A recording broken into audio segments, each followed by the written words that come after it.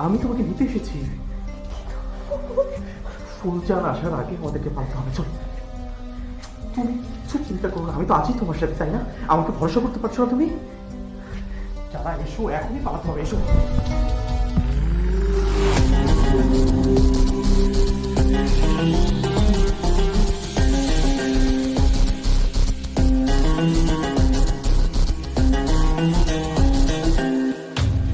যারা, আরে গেল কই যারা?